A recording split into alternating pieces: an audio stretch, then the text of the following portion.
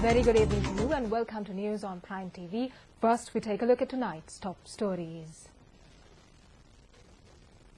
The President urges the teachers to dedicate themselves in directing the future generation.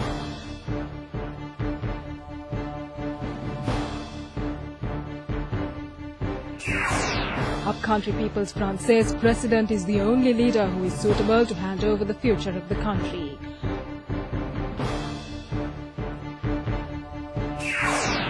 Linking the north and south, the A9 road will be opened for the public tomorrow.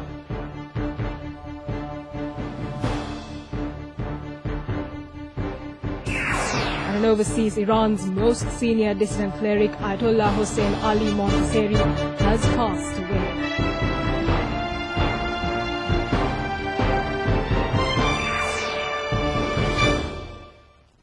Now for the news in detail.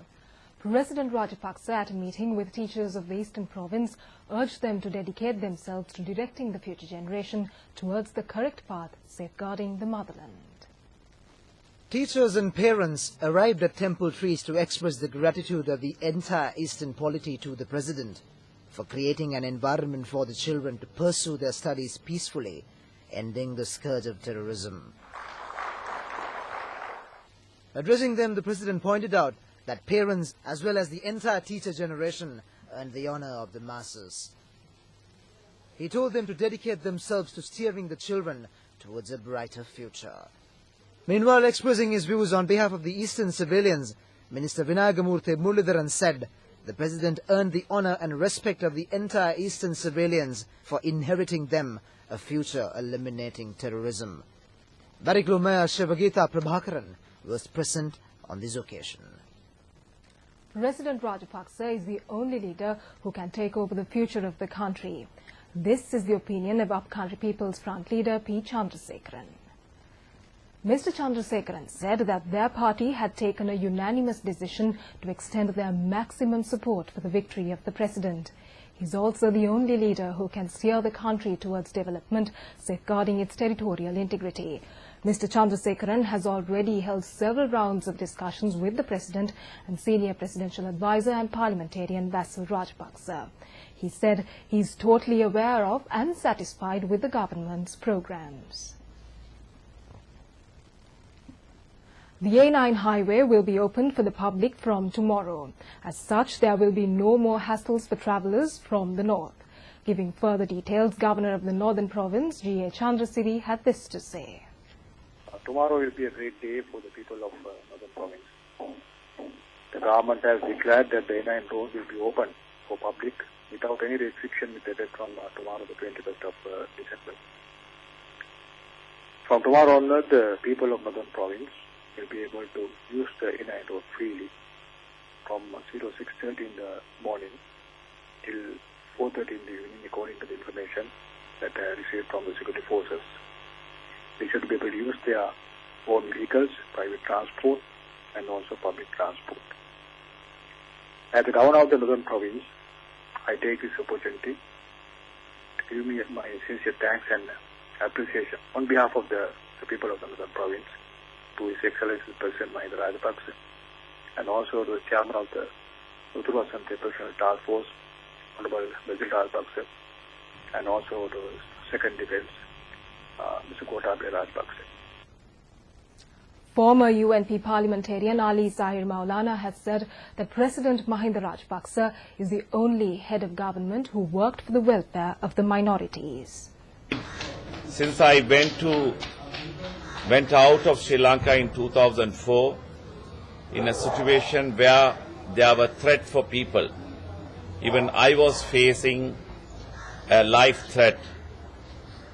But I'm so happy to step into my country today where there are no fear whatsoever for anybody. I have come in a situation where we are going to have presidential election where I am going to support with my people to show our gratitude to His Excellency the President Mahinda Rajapaksa for the great victory of peace. Maulana, who had left the country, has returned from overseas to extend support to the president. He played a major role in the split of Vinayagamurthy Muralidharan and his group from the LTTE.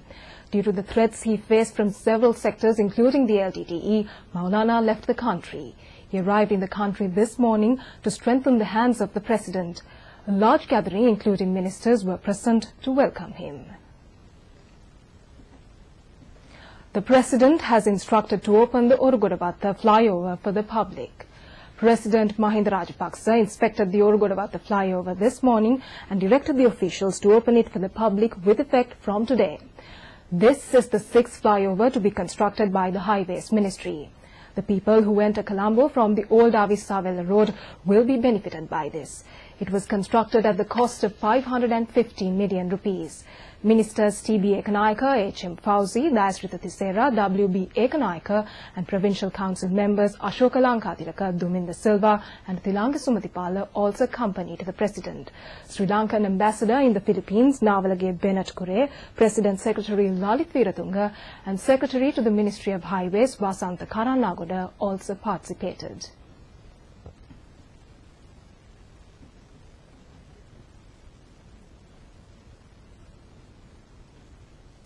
A large number of TNA and UNP activists have extended their support to the president. They obtained SLFP membership at a meeting which was held after inaugurating an election operations office at Overs Hill in Trincomalee district. The function was held under the patronage of Minister Susantha Punchinilame. Trincomalee Mayor Gauri Muhundan and TNA parliamentarian Suresh Kumar and Vainathan pledged their support to the government. They said that a large number of people are expected to obtain SLFP membership.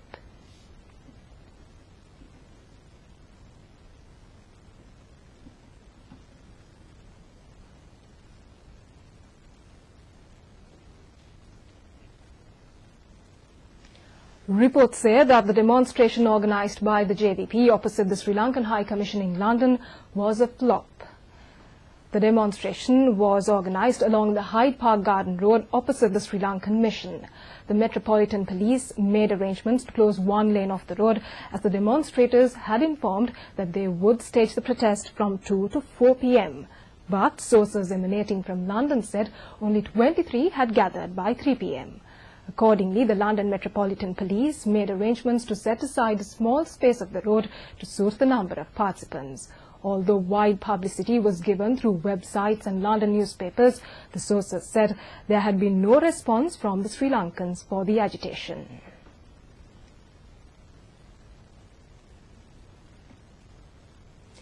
There have been indications that the relations between Sri Lanka and Britain will improve in the field of tourism. Ben Bradshaw, Secretary of State for Culture, Media and Sport in the British government, has arrived in Sri Lanka to spend his Christmas holiday. Mr. Bradshaw's ministerial responsibilities also include tourism, and his stay is expected to be a boost to Sri Lankan travel industry. His arrival, despite the accusations made by the British government on the human rights record of Sri Lanka, is an indication that the charges have not been authenticated. Mr. Bradshaw had left Heathrow Airport on Thursday just before snowstorms hit, causing delays and cancellations.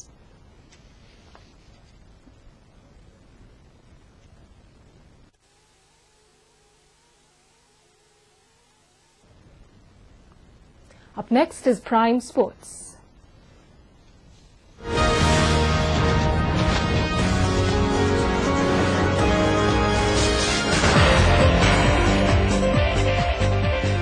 The third ODI between India and Sri Lanka will be held in Qatar tomorrow.